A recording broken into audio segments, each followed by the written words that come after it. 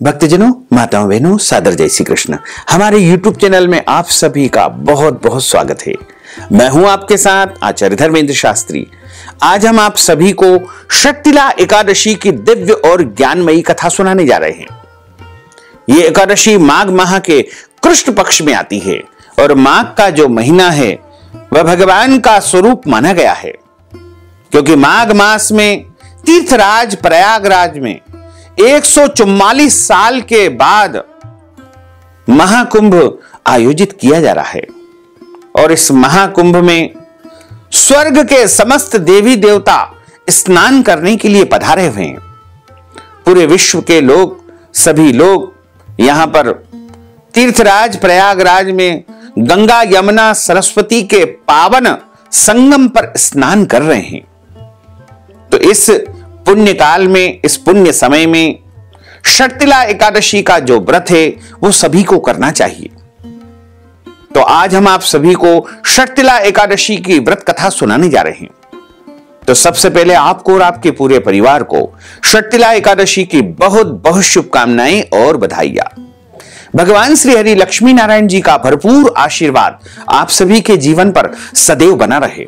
आप सभी सुखी रहें, स्वस्थ रहें, व्यस्त रहें, मस्त रहें, निरंतर उन्नति तथा प्रगति को प्राप्त करते रहें। माघ माह के कृष्ण पक्ष की शक्तिला एकादशी तिथि का प्रारंभ इस बार 24 जनवरी 2025 शुक्रवार की शाम को 7:25 से हो जाएगा, जो कि 25 जनवरी 2025 शनिवार को रात में 8:32 पर एकादशी तिथि समाप्त हो जाएगी। सूर्योदय व्यापिनी द्वादशी युक्त शुद्ध हरिवासर जो एकादशी रहेगी। सभी भक्तजनों, माताओं, बहनों, वैष्णव जनों को इस बार एकादशी का व्रत 25 जनवरी 2025 शनिवार के दिन ही रखना चाहिए और इस व्रत का पारणा 26 जनवरी 2025 रविवार की सुबह 7:29 से लेकर के 9:29 तक कर लेना चाहिए, यानी व्रत को खोल लेना चाहिए। यदि अगले दिन कोई और व्रत हो, वैसे इस बार प्रदोष का व्रत अगले दिन नहीं है, क्योंकि प्रदोष इस बार सोमवार के दिन है। तो यदि आप अगले दिन यानी 26 जनवरी को यदि रविवार का व्रत रखना चाहते हैं या फिर अन्य कोई भी व्रत रखना चाहते हैं, तो आप जल, फल या फलाहारी वस्तु से एकादशी व्रत का पारणा कर सकते हैं। विष्णु एकादशी गीता तुलसी विप्रोधे नवः असारे दुर्ग संसारे षटपदी मुक्तिदायिनी।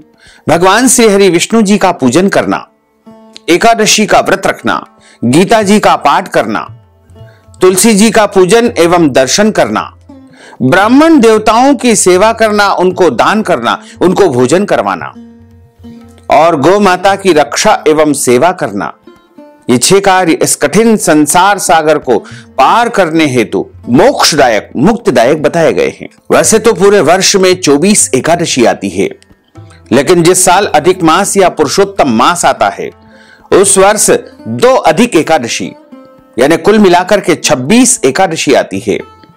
प्रत्येक महीने में 2 बार एकादशी आती है, एक कृष्ण पक्ष में, दूसरी शुक्ल पक्ष में। दोनों ही एकादशियों का भिन्न भिन्न महत्व हमारे धर्म ग्रंथों तथा पुराणों में बताया हुआ है। एकादशी का व्रत भगवान श्री हरि लक्ष्मी नारायण जी का परम प्रिय व्रत है। एकादशी का व्रत करने से मनुष्यों के कई जन्मों के पाप जड़ से नष्ट हो जाते हैं तथा उनके पुण्यों का उदय होता है। जब मनुष्य के जन्म जन्मांतर के पाप नष्ट हो जाते हैं, तभी उन्हें सांसारिक और भौतिक सुखों की प्राप्ति होती है। जो भक्तजन, माताएं, बहनें एकादशी का व्रत करते हैं, उनको अपने जीवन काल में एकादशी व्रत का उद्यापन कम से कम 1 बार अवश्य करवाना चाहिए। 1 से अधिक बार भी आप एकादशी व्रत का उद्यापन करवा सकते हैं, उसका कोई दोष नहीं है, क्योंकि कहा गया है कि अधिकस्य अधिकम फलम। जितना भी आप व्रत करते हैं, व्रत का उद्यापन करते हैं, उतना ही आपको अधिक फल प्राप्त होता है। तो यदि आप हमारे माध्यम से भी एकादशी व्रत का उद्यापन करवाना चाहते हैं, तो हमारे व्हाट्सएप के माध्यम से या फोन के माध्यम से हमसे आप संपर्क करें। जरूर हम आपके लिए एकादशी व्रत का उद्यापन संपन्न करवा देंगे। चाहे तो स्वयं भी एकादशी व्रत का उद्यापन अपने घर में विद्वान ब्राह्मण को बुलवा करके विधि विधान से पूजन करवा करके करवा सकते हैं। मंदिर में, देवालय में, शिवालय में, आश्रम में, तीर्थ में, पुण्यप्रद स्थान में, स्वनिवास में एकादशी व्रत का उद्यापन आप संपन्न करवा सकते हैं। लेकिन आपको जन्म में, अपने जीवन काल में कम से कम एक बार एकादशी व्रत का उद्यापन अवश्य करना चाहिए या करवाना चाहिए। क्योंकि एकादशी जब उद्यापन हम करते हैं तो प्रभु को हम अपना किया गया एकादशी व्रत का संपूर्ण पुण्य प्रदान करते हैं और प्रभु की कृपा को प्राप्त करते हैं। जो भक्तजन एकादशी का व्रत करते हैं उनको दशमी तिथि से लेकर के द्वादशी तक कुछ महत्वपूर्ण नियमों का पालन अनिवार्य रूप से करना चाहिए। इस बार दशमी तिथि के सभी नियमों का पालन सभी भक्तजनों, माताओं, बहनों को 24 जनवरी 2025 शुक्रवार के दिन करना है और एकादशी का व्रत 25 जनवरी 2025 शनिवार को करना है। वहीं द्वादशी यानी पारणा का जो दिन है वो 26 जनवरी 2025 रविवार के दिन रहेगा। इस बार दशमी तिथि के जो नियम हैं उनका पालन आपको इस प्रकार से रखना चाहिए। दशमी तिथि के दिन एक समय शुद्ध एवं सात्विक भोजन करें तथा इस दिन चावल नहीं खाना चाहिए, शहद नहीं खाना चाहिए, लहसुन, प्याज, मांस, मदिरा का सेवन बिल्कुल नहीं करना चाहिए। मसूर की दाल, कटहल की सब्जी का उपयोग भोजन में नहीं करना चाहिए। दशमी के दिन पराय अन्न अर्थात दूसरे के घर का भोजन नहीं करना चाहिए। यदि किसी कारणवश आपको दूसरे के घर का या पराय अन्न का भोजन करना पड़े तो उस निमित्त उनको कुछ न कुछ दान पुण्य यदि आप कर देंगे तो आपको दोष नहीं लगेगा। ब्रह्मचर्य व्रत का पालन करना चाहिए और एकादशी के दिन सुबह जल्दी उठ करके, ब्रह्म मुहूर्त में उठ करके स्नान करके, और इस दिन चूंकि षटतिला एकादशी है इसलिए तिल के जल से स्नान करना है।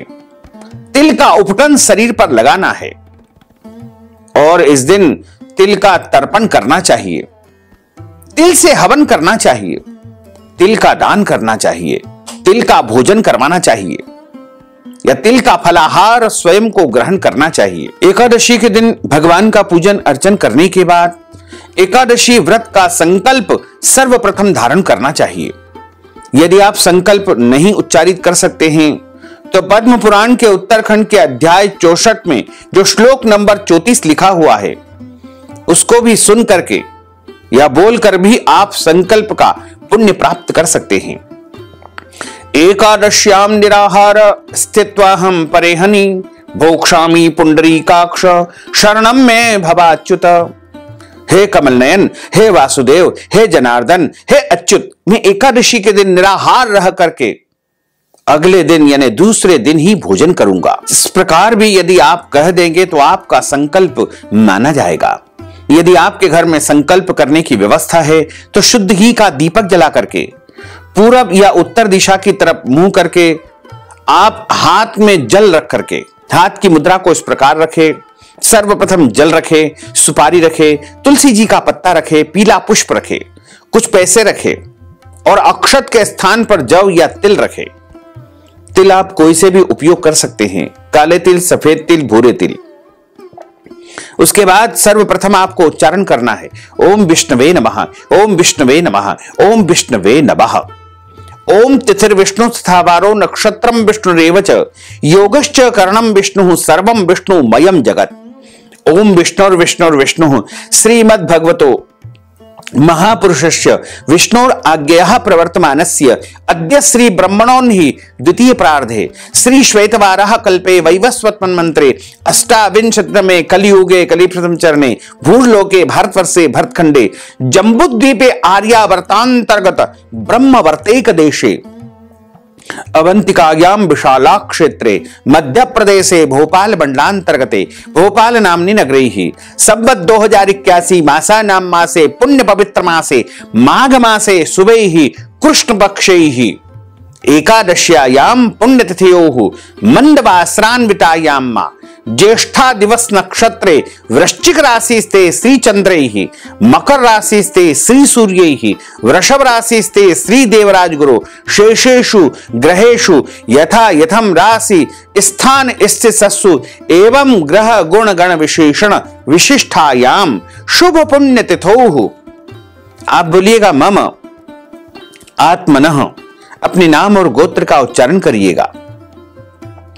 श्रुति स्मृति पुराणोक्त वेदोक्त फल प्राप्त्यर्थम संकल्पित कामना संसिद्ध्यर्थम लोके सभायां राजद्वारे व्यापारे कृषि कार्ये सेवा कार्ये यश विजय लाभादि प्राप्त्यर्थम अप्राप्त लक्ष्मी प्राप्त्यर्थम प्राप्त लक्ष्म्योश्च चिरकाल संरक्षणार्थम 10 विधि लक्ष्मी प्राप्त्यर्थम बहुविध लक्ष्मी प्राप्त्यर्थम सर्वविध लक्ष्मी प्राप्त्यर्थम मम एह जन्मनि जन्मांतरे वा सकल दुरितोपशमनार्थम आदिदेविक आदिभौतिक आध्यात्मिक त्रिविध तापोपशमनार्थम वात पित्त कफ जन दोष परिहारार्थम सर्व देवताः प्रसन्नार्थम नवग्रह देवताः प्रसन्नार्थम कुल देवताः प्रसन्नार्थम पितृ देवताः प्रसन्नार्थम अद्य दिवसैः माघ मासे कृष्ण पक्षे षट्टिला एकादश्यायाम व्रत कर्माहम करिष्ये।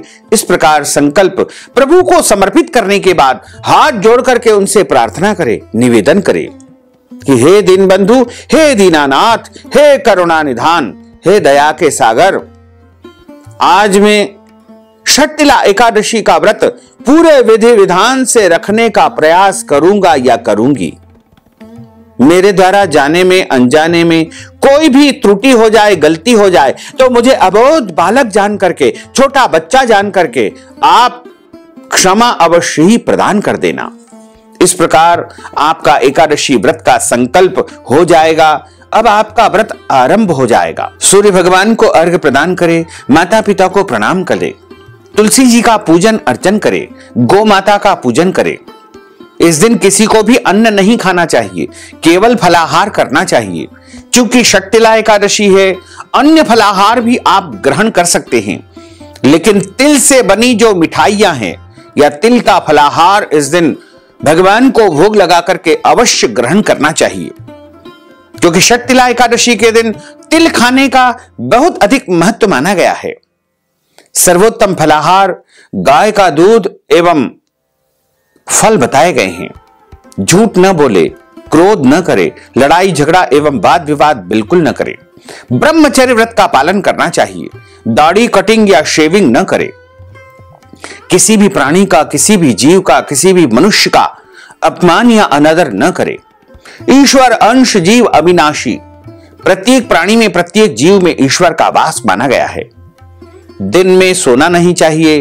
किसी कारणवश यदि सो जाते हैं तो स्नान करके ही शाम का पूजन अर्चन करें। रात्रि में जितना संभव हो सके जागरण करें और दिन में अच्छी प्रकार से भगवान का श्रृंगार करें, पूजन अर्चन करें। तिल से बनी मिठाइयों का भगवान को भोग लगाएं और आरती करें तथा षट्टिला एकादशी व्रत कथा का श्रवण ब्राह्मण देवता के मुख से ही करना चाहिए। अर्थात हमेशा ब्राह्मण देवता के श्री मुखारविंद से ही कथा सुनना चाहिए। क्योंकि ब्रह्म वाक्य जनार्दन, जब आप ब्राह्मण के मुख से कथा का श्रवण करेंगे तो आपको भगवान नारायण के श्री मुखारविंद से कथा सुनने का पूरा पुण्य प्राप्त होगा। और कथा सुनने के बाद ब्राह्मण देवता को यथाशक्ति दक्षिणा का दान करें, तिल का दान करें। और शुभ मुहूर्त में एकादशी के अगले दिन ही व्रत का पारणा करना चाहिए, यानी व्रत को खोलना चाहिए। षट्टिला एकादशी के दिन अन्य एकादशियों की तरह ही व्रत करने का विधान माना गया है। षट्टिला एकादशी से एक दिन पहले यानी दशमी के दिन शुद्ध और पवित्र तन को बना करके भगवान श्री हरि विष्णु का स्मरण करना चाहिए और स्नान आदि से निवृत्त होकर के घर में गंगा जल छिड़क करके घर को भी पवित्र करना चाहिए। भगवान श्री हरि विष्णु की विशेष पूजा अर्चना करना चाहिए। तुलसी पत्र का विशेष रूप से उपयोग किया जाता है। हालांकि तुलसी पत्र द्वादशी के दिन तोड़ना वर्जित माना गया है, लेकिन कुछ किंवदंती में ऐसा कहा गया है कि एकादशी के दिन तुलसी पत्र नहीं तोड़े जाते हैं। हालांकि शास्त्रों में ऐसा कोई वर्णन नहीं है, फिर भी यदि आप चाहें तो एक दिन पहले तुलसी पत्र तोड़ करके रख लीजिएगा, और यदि बहुत आवश्यक हो, इसी कारणवश तुलसी जी के पत्ते नहीं तोड़ पाए हैं, तो आप एकादशी के दिन भगवान से प्रार्थना करके, तुलसी जी से निवेदन करके तुलसी जी के पत्ते तोड़ सकेंगे। कोई दोष आपको बिल्कुल नहीं लगेगा। तुलसी जी का पूजन अर्चन कर सकते हैं, तुलसी जी को जल अर्पण भी आप कर सकते हैं, कोई दोष नहीं लगेगा। एकादशी के दिन आप चाय काफी पी सकते हैं, कोई दोष नहीं लगेगा। यदि आपके घर में जन्म अथवा मृत्यु का सूतक लगा हुआ है या अचानक लग जाता है, तो ऐसी परिस्थिति में भी आपको व्रत अवश्य करना चाहिए, यानी व्रत आपको खंडित नहीं करना चाहिए। लेकिन अशुद्ध अवस्था में, अपवित्र अवस्था में, सूतक की अवस्था में भगवान का स्पर्श या पूजन नहीं करना चाहिए। यदि माताएं बहनें मासिक धर्म या पीरियड में हैं, तो उनको भी व्रत अवश्य करना चाहिए, लेकिन भगवान का स्पर्श या पूजन अर्चन नहीं करना चाहिए। वो चाहे तो किसी भी अन्य व्यक्ति से, पारिवारिक सदस्य से या अन्य भक्त से या फिर ब्राह्मण देवता के माध्यम से भी भगवान का पूजन अर्चन करवा सकते हैं, कोई दोष नहीं लगेगा। इस बार एकादशी का व्रत 25 जनवरी 2025 शनिवार के दिन ही सबको रखना है, और इस व्रत का पारणा यानी व्रत खोलने का जो दिन है वो 26 जनवरी 2025 रविवार की सुबह 7:29 से लेकर के 9:29 तक व्रत खोल लेना चाहिए, यानी व्रत का पारणा कर लेना चाहिए। बोलिए लक्ष्मी नारायण भगवान की जय। गुरुर्ब्रह्मा गुरुर्विष्णु गुरुर्देवो महेश्वरा, गुरुः साक्षात् परब्रह्म तस्मै श्री गुरुवे नमः। श्री अखंड मंडलाकारं व्याप्तं येन चराचरं तत्पदं दर्शितं येन तस्मै श्री गुरुवे नमः। कृष्णाय वासुदेवाय हरये परमात्मने प्रणतः क्लेशनाशाय गोविन्दाय नमो नमः। वसुदेव सुतं देवं कंसचाणूरमर्दनं देवकी परमानंदम कृष्णं वंदे जगद्गुरुं। सच्चिदानंद रूपाय विश्वोत्पत्त्यादि हेतवे तापत्रय विनाशाय श्री कृष्णाय वयं नमः। यं प्रव्रजन्तमनुपेतमपेतु कृत्यं द्वैपायनो विरह कातर आजुहाव। पुत्रेति तन्मयतया तर्वो भिने दोस्तं सर्वभूत हृदयं मुनिमानतोऽस्मि। बरह पीडम नटवर वपुः कर्णयोः कर्णिकारं बिभ्रद्वास कनक कपीशं वैजयन्तीं च मालां। रन्ध्रान् वेणोर्धर सुधया पूरयन् गोपवृन्दैः वृन्दारण्यं स्वपदरमणं प्राविशत गीत कीर्तिः। जय जय श्री राधा रमण, जय जय नवल किशोर, जय गोपी चित चोर प्रभु, जय जय माखन चोर। मात मेरी श्री राधिका, पिता मेरे घनश्याम, इन दोनों के चरणन में मेरा बारंबार प्रणाम। मोहिनी मूरत श्याम की वो मन रही समाय, जो मेहंदी के पात में लाली रही समाय। धन यौवन एक दिन उड़ जाएंगे जैसे उड़े कपूर, मन मूरख तू राम भज क्यों चाटे जगधूर। राम कृष्ण दो एक है अंतर नहीं निमेष, इनके नयन गंभीर है उनके चपल विशेष। राधे तू बड़ भागिनी कौन तपस्या कीन, तीन लोक तारण प्रभु सो तेरे अधीन। तन पवित्र सेवा किए धन पवित्र कर दान, मन पवित्र हरि भजन सो होत त्रिविध कल्याण। कलयुग केवल नाम आधारा, सुमर सुमर नर उतरहि पारा। बोलिए श्री लक्ष्मी नारायण भगवान की जय। श्री वृंदावन बिहारी लाल की जय। श्री गिरिराज धरण की जय। श्री बालकृष्ण लाल की जय। श्री श्याम सुंदर यमुने महारानी की जय। जगत गुरु श्री वल्लभाधीश की जय। श्री गोसाई जी परम दयाल की जय। श्री गुरुदेव की जय। लाडले लाल की जय। आज के आनंद की जय। एक समय की बात है, राजा युधिष्ठिर ने भगवान श्री कृष्ण को प्रणाम किया और उनसे प्रश्न किया कि हे भगवान, आज आपके श्री मुखारविंद से माघ माह के कृष्ण पक्ष की एकादशी व्रत कथा में सुनना चाहता हूं। भगवान श्री कृष्ण ने कहा कि हे राजन, आपने परोपकार की भावना से, जन कल्याण के उद्देश्य से अति उत्तम प्रश्न किया है।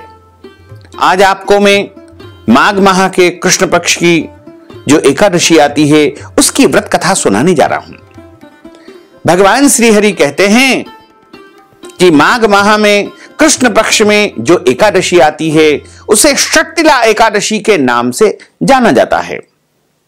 और इस व्रत की जो कथा है उसमें बताया गया है कि एक समय दालभ्य ऋषि ने पुलस्त ऋषि से पूछा कि हे महाराज, पृथ्वी लोक में मनुष्य ब्रह्म हत्यादि महान पाप करते हैं, पराये धन की चोरी तथा दूसरों की उन्नति देख करके ईर्ष्या करते हैं, साथ ही अनेक प्रकार के दुर्व्यसनों में फंसे रहते हैं, फिर भी उनको नरक प्राप्त नहीं होता है। इसका क्या कारण है?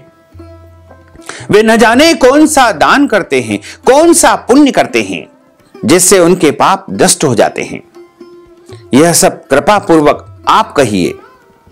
पुलस्त मुनि कहने लगे कि हे महाभाग, आपने मुझसे अत्यंत गंभीर प्रश्न किया है। इससे संसार के जीवों का कल्याण होगा, उनका परोपकार होगा, उनका भला होगा। इस भेद को ब्रह्मा, विष्णु, रुद्र तथा इंद्र आदि भी नहीं जानते हैं, परंतु मैं आपको यह गुप्त तत्व अवश्य ही बताऊंगा। उन्होंने कहा कि माघ मास लगते ही मनुष्य को स्नान आदि करके शुद्ध रहना चाहिए। इंद्रियों को वश में रख करके काम, क्रोध, लोभ, मोह, अहंकार, ईर्ष्या तथा द्वेष आदि का त्याग करके भगवान का स्मरण करना चाहिए। और पुष्य नक्षत्र में गोबर, कपास, तिल मिला करके उनके कंडे बनाना चाहिए। उन कंडों से 108 बार हवन करना चाहिए। उस दिन मूल नक्षत्र हो और एकादशी तिथि हो तो अच्छे पुण्य देने वाले नियमों को ग्रहण करे। स्नान आदि नित्य क्रिया से निवृत्त होकर के सब देवताओं के देव श्री भगवान का पूजन करे और एकादशी व्रत धारण करे। रात्रि को जागरण करना चाहिए। उसके दूसरे दिन धूप, दीप, नैवेद्य आदि से भगवान का पूजन करके उनको तिल का भोग लगाएं। मिठाई, नारियल, सीताफल या सुपारी का अर्घ्य देकर के स्तुति करना चाहिए। हे भगवान, आप दीनों को शरण देने वाले हैं। इस संसार सागर में फंसे हुए जीवों का उद्धार करने वाले हैं। हे पुंडरीकाक्ष, हे विश्वभावन, हे सुब्रमण्य, हे पूर्वज, हे जगतपते, आप लक्ष्मी जी सहित इस तुच्छ अर्घ को ग्रहण कीजिए। इसके बाद जल से भरा कुंभ यानी घड़ा ब्राह्मण को दान करें। उसके बाद ब्राह्मण को श्यामा, गौ और तिल पात्र का दान करना चाहिए। तिल से स्नान और भोजन दोनों ही श्रेष्ठ है। इस प्रकार जो मनुष्य षट्तिला एकादशी के दिन जितने तिलों का दान करता है उतने ही 1000 वर्ष तक वह स्वर्ग लोक में, वैकुंठ लोक में निवास करता है। इस एकादशी के दिन तिल से स्नान करना चाहिए। तिल का उपटन शरीर के ऊपर लगाना चाहिए। तिल और घी मिलाकर के हवन करना चाहिए। तिल को जल में मिलाकर के तर्पण करना चाहिए और तिल से बनी मिठाइयों का भोजन ग्रहण करना चाहिए। और इस दिन ब्राह्मण देवताओं को तिल का दान अवश्य करना चाहिए। इन 6 प्रकार का प्रयोग करने के कारण ही इस एकादशी को षट्तिला एकादशी कहा गया है। इस व्रत को करने से अनेक प्रकार के पाप नष्ट हो जाते हैं। इतना कह करके पुलस्त ऋषि कहने लगे कि अब मैं तुमसे इस एकादशी की कथा कहता हूं। एक समय नारद जी ने भगवान विष्णु जी से यही प्रश्न किया था और भगवान ने जो षटतिला एकादशी का महात्म नारद जी को कहा था सो मैं तुमसे कहता हूं। भगवान ने नारद जी से कहा कि हे नारद, मैं तुमसे सत्य घटना कहता हूं, ध्यान पूर्वक सुनो। प्राचीन काल में मृत्युलोक में एक ब्राह्मणी निवास करती थी। वह सदैव व्रत किया करती थी। एक समय वह एक मास तक व्रत करती रही। इससे उसका शरीर अत्यंत दुर्बल हो गया। यद्यपि वह अत्यंत बुद्धिमान थी, तथापि उसने कभी देवताओं या ब्राह्मणों के निमित्त अन्न या धन का दान नहीं किया था। इससे मैंने सोचा कि ब्राह्मणी ने व्रत आदि से अपना शरीर तो शुद्ध कर लिया है, अब इसे वैकुंठ लोक विष्णु लोक तो प्राप्त हो जाएगा, परंतु इसने कभी अन्न का दान नहीं किया है। इससे इसकी तृप्ति होना बहुत कठिन है, क्योंकि जब तक आप दान नहीं करोगे आपकी तृप्ति नहीं होगी, आपकी आत्मा अतृप्त रहेगी। भगवान ने आगे कहा, ऐसा मैंने विचार करके मैं भिखारी के वेश में मृत्युलोक में उस ब्राह्मणी के निवास स्थान पर गया और उससे भिक्षा मांगी। वह ब्राह्मणी बोली, महाराज आप यहां पर किस लिए आए हो? मैंने कहा कि मुझे भिक्षा चाहिए। इस पर उसने एक मिट्टी का ढेला मेरे भिक्षा पात्र में डाल दिया। मैं उसे लेकर के स्वर्ग लोक में वैकुंठ लोक में अपने धाम को पुनः लौट आया। कुछ समय बाद वह ब्राह्मणी भी शरीर को त्याग करके स्वर्ग लोक में आ गई। उस ब्राह्मणी को मिट्टी का दान करने से स्वर्ग में सुंदर महल मिला, परंतु उसने अपने घर को अन्नादि सब सामग्रियों से शून्य पाया। यानी वहां पर किसी भी प्रकार की अन्न आदि कोई भी सामग्री बिल्कुल नहीं थी, क्योंकि उसने अपने जीवन में कभी भी अन्न का धन का दान नहीं किया था। वह ब्राह्मणी घबरा करके मेरे पास आई और कहने लगी कि भगवान, मैंने अनेक प्रकार के व्रत आदि से आपकी पूजा की, परंतु फिर भी मेरा घर अन्नादि सब वस्तुओं से शून्य है। इसका क्या कारण है? इस पर मैंने कहा कि पहले तुम अपने घर जाओ, देव स्त्रियां आएगी तुम्हें देखने के लिए, पहले उनसे षटतिला एकादशी का पुण्य और विधि सुन लो, तब द्वार खोलना। मेरे ऐसे वचन को सुनकर के वह ब्राह्मणी अपने घर को गई। जब देव स्त्रियां आई और द्वार खोलने लगी तो ब्राह्मणी ने कहा, आप मुझे देखने तो आई हो, तो षटतिला एकादशी का महात्म सबसे पहले मुझे सुनाइए। उनमें से एक देव स्त्री कहने लगी कि जब ब्राह्मणी ने षटतिला एकादशी का महात्म सुना तब द्वार खोल दिया। देवांगनाओं ने उसको देखा कि न तो वह गांधर्वी है न आसुरी है, वरन पहले जैसी मानुषी है। उस ब्राह्मणी ने उनके कथनानुसार षटतिला एकादशी का व्रत किया। इसके प्रभाव से वह सुंदर और रूपवती हो गई तथा उसका घर अन्नादि समस्त सामग्रियों से युक्त हो गया।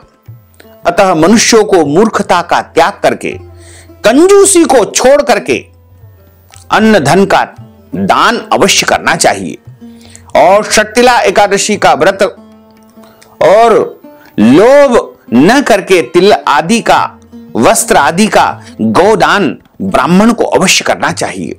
इससे दुर्भाग्य, दरिद्रता तथा अनेक प्रकार के कष्ट दूर होते हैं और मनुष्य को धर्म, अर्थ, काम और अंत समय में वैकुंठ लोक की, मोक्ष पद की प्राप्ति अवश्य ही होती है, इसमें कोई संदेह नहीं है। इसलिए आप सब भी षटतिला एकादशी का व्रत रखें। व्रत नहीं कर सकते हैं तो तिल का दान अवश्य करना चाहिए और इस कथा का जो कोई भी श्रवण करता है उसे संपूर्ण षटतिला एकादशी व्रत का पूरा पूरा पुण्य फल प्राप्त होता है। बोलिए लक्ष्मी नारायण भगवान की जय। अच्युतं केशवं राम नारायणं कृष्ण दामोदरं वासुदेवं हरे श्रीधरं माधवं गोपिका वल्लभं श्री जानकी नायकं श्री रामचंद्रं भजे जानकी मनोहरं सर्वलोक नायकं श्री शंकरादि सेवितं पुण्य नाम कीर्तनं श्री राम राम राम राम राम राम तायकं राम कृष्ण वासुदेवा भक्ति मुक्तिदायकं राम कृष्ण वासुदेवा भक्ति मुक्तिदायकं हरे राम राम राम हरे हरे हरे कृष्ण कृष्ण कृष्ण हरे हरे श्री कृष्ण गोविंद हरे मुरारे हे नाथ नारायण वासुदेवा श्री कृष्ण गोविंद हरे मुरारे हे नाथ नारायण वासुदेवा हरे राम राम हरे हरे हरे हरे कृष्ण कृष्ण कृष्ण हरे हरे हरे राम राम राम हरे हरे हरे कृष्ण कृष्ण कृष्ण हरे हरे श्री कृष्ण गोविंद हरे मुरारे हे नाथ नारायण वासुदेवा हे नाथ नारायण वासुदेवा हे नाथ नारायण वासुदेवा। बोलिए श्री लक्ष्मी नारायण भगवान की जय। अब हम सभी मिलकर के प्रभु की आरती का गायन करेंगे। ओम जय जगदीश हरे स्वामी जय जगदीश हरे भक्त जनों के संकट दास जनों के संकट क्षण में दूर करे। ओम जय जगदीश हरे जो ध्यावे फल पावे दुख बिन से मन का स्वामी दुख बिन से मन का सुख संपत्ति घर आवे सुख संपत्ति घर आवे कष्ट मिटे तन का। ओम जय जगदीश हरे मात पिता तुम मेरे शरण गहूँ में किसकी स्वामी शरण गहूँ में किसकी तुम बिना और न दूजा प्रभु बिना और न दूजा आस करूँ मैं किसकी। ओम जय जगदीश हरे तुम पूर्ण परमात्मा तुम अंतर्यामी स्वामी तुम अंतर्यामी पार ब्रह्म परमेश्वर तुम सबके स्वामी। ओम जय जगदीश हरे तुम करुणा के सागर तुम पालन करता स्वामी तुम पालन करता मैं सेवक तुम स्वामी मैं सेवक तुम स्वामी कृपा करो भरता। ओम जय जगदीश हरे तुम हो एक अगोचर सबके प्राणपति स्वामी सबके प्राणपति किस विध मिलहूँ दयामय किस विध मिलहूँ दयामय तुमको मैं सुमति। ओम जय जगदीश हरे दीन बंधु दुख हरता तुम ठाकुर मेरे स्वामी तुम रक्षक मेरे अपने हाथ उठाओ अपनी शरण लगाओ द्वार पड़ा तेरे। ओम जय जगदीश हरे विषय विकार मिटाओ पाप हरो देवा स्वामी पाप हरो देवा श्रद्धा भक्ति बढ़ाओ श्रद्धा प्रेम बढ़ाओ संतन की सेवा। ओम जय जगदीश हरे तन मन धन सब कुछ है तेरा स्वामी सब कुछ है तेरा तेरा तुझको अर्पण प्रभु जी को अर्पण क्या लागे मेरा। ओम जय जगदीश हरे पूर्ण ब्रह्म की आरती जो कोई नर गावे स्वामी जो कोई नर गावे कहत शिवानंद स्वामी जपत हर हर स्वामी मन वांछित फल पावे। ओम जय जगदीश हरे जय जगदीश हरे स्वामी जय जगदीश हरे मोहन जय जगदीश हरे भक्त जनों के संकट दास जनों के संकट क्षण में दूर करे। ओम जय जगदीश हरे। कर्पूरगौरं करुणावतारं संसारसारं भुजगेन्द्रहारं सदा वसन्तं हृदयारविन्दे भवं भवानी सहितं नमामि। मन्दारमालाङ्कुलितालिकायै कपालमालाङ्कितशेखरायै दिव्याम्बरायै च दिगम्बरायै नमः शिवायै च नमः शिवायै आरार्तिक्यं समर्पयामि नमो नमः। हरिः ओं मा यज्ञेन यज्ञमय जन्तदेवास्तानि धर्माणि ब्रह्माण्यासन्न तेह नाकं महिमानः सजन्त्रयत्र पूर्वे साध्याः सन्ति देवाः।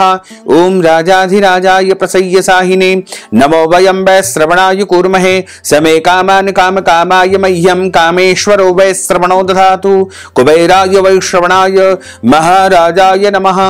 ओम स्वस्ति साम्राज्यं भोज्यं स्वराज्यं वैराज्यं पारमेष्ट्यं राज्यं महाराजमाधिपत्यमय्यं समन्तपर्यायै स्यात् सार्वभौमः सर्वायुष अन्तार्धा परार्धा पृथिव्यै समुद्रपर्यन्ताय एकराटिति तदप्येष श्लोकोऽभिहितो मरुतः परिवेष्टारो मरुतस्यावसान् ग्रहे आविक्षतस्य कामप्रेर्विश्वे देवा सभासतीति। ओम विश्व तच्चक्षुरुत विश्रुतो मुखो विश्रुतो बाहुरुतो विश्वस्वात् संबाहुभ्यां धमति संपतत्रेर्द्या वा भूमिं जनयन् देवैकः। ओम एकदंताय विद्महे वक्रतुंडाय धीमहि तन्नो दन्तिः प्रचोदयात् आदिशक्ति च विद्महे जगन्माताय धीमहि तन्नो शक्तिः प्रचोदयात् तत्पुरुषाय विद्महे महादेवाय धीमहि तन्नो रुद्रः प्रचोदयात्। नाना सुगंध पुष्पाणि यथा कालोद्भवानि च पुष्पांजलिं मया दत्तं गृहाण परमेश्वर मंत्र पुष्पांजलिं समर्पयामि नमो नमः। मंत्रहीनं क्रियाहीनं भक्तिहीनं सुरेश्वर यत्पूजितं मया देवः परिपूर्णं तदस्तु मे आवाहनं न जानामि तवार्चनं पूजाञ्चैव न जानामि क्षम्यतां परमेश्वर क्षम्यतां परमेश्वर क्षम्यतां परमेश्वर। पापोऽहं पापकर्माहं पापात्मा पापसंभव त्राहि मां पार्वतीनाथ सर्व पाप हरो हर त्राहि मां लक्ष्मीनाथ सर्व पाप हरो हर। त्वमेव माताश्च पिता त्वमेव बन्धुश्च सखा त्वमेव विद्या द्रविणं त्वमेव सर्वं मम देव देव त्वमेव सर्वं मम देव देव। बोलिए श्री लक्ष्मी नारायण भगवान की जय, श्री वृंदावन बिहारी लाल की जय, श्री द्वारकाधीश भगवान की जय, श्री गिरिराज धरण की जय, श्री बालकृष्ण लाल की जय, राजा रामचंद्र भगवान की जय, श्री श्याम सुंदर यमुने महारानी की जय, गंगे महारानी की जय, सरस्वती महारानी की जय, तीर्थराज प्रयागराज महाराज की जय। धर्म की जय हो, अधर्म का नाश हो, प्राणियों में सद्भावना हो, विश्व का कल्याण हो, सनातन धर्म की जय हो, गौ माता की जय हो, नगर बस्ती की जय हो, आज के आनंद की जय हो, कल के आनंद की जय हो, परसों के आनंद की जय हो, बरसों बरसों के आनंद की जय हो। ओम नमः पार्वती पते हर हर महादेव हर काल हर कंटक हर दुख हर दारिद्र हर आनंद की लहर कर। भक्तजनों माताओं बहनों, यदि आप षटतिला एकादशी के निमित्त कथा की दक्षिणा प्रदान करना चाहते हैं, तिल का दान करना चाहते हैं, वस्त्र दान करना चाहते हैं, गौ दान करना चाहते हैं, अन्न दान करवाना चाहते हैं, ब्राह्मणों को फलाहार करवाना चाहते हैं, या फिर एकादशी व्रत का उद्यापन हमारे माध्यम से करना चाहते हैं, करवाना चाहते हैं, तो आप इस हेतु नगद धनराशि हमारे गूगल पे, फोन पे, पेटीएम नंबर, अकाउंट नंबर के माध्यम से भेज करके षटतिला एकादशी का संपूर्ण पुण्य फल प्राप्त कर सकते हैं। भक्तजनों माताओं बहनों, आप सभी से अनुरोध है कि इस ज्ञानवर्धक वीडियो को अधिक से अधिक लोगों को शेयर करिएगा, लाइक करिएगा, कमेंट करिएगा, और यदि अभी तक आपने सब्सक्राइब नहीं किया है तो अभी और इसी समय सब्सक्राइब कर लीजिए, ताकि इसी प्रकार की ज्ञानवर्धक वीडियो आपको सबसे पहले प्राप्त हो सके। आपको और आपके पूरे परिवार को सादर जय श्री कृष्ण, सादर धन्यवाद।